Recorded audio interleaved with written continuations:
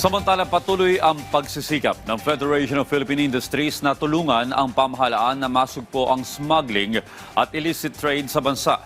Ayon sa Chairperson Emeritus ng Federation of the Philippine Industries na si Jesus Aranza, nakasisira sa mga industriya sa bansa ang smuggling. Tinukoy ni Aranza ang textile industry na bumagsak dahil sa pagpasok ng mga ukay-ukay sa bansa.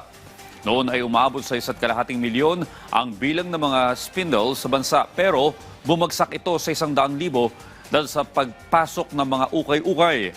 Sa ilalim ng Republic Act 4653, ipinagpapawal ang pag-aangkat ng mga used clothing, pero marami pa rin ang nakakapuslit nito.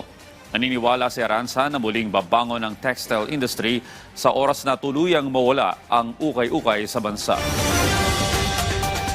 Ang talaga nangyayari ngayon is pinapasa pa rin.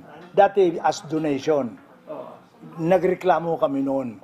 The textile industry, I suppose, will be able to find ways and means to compete.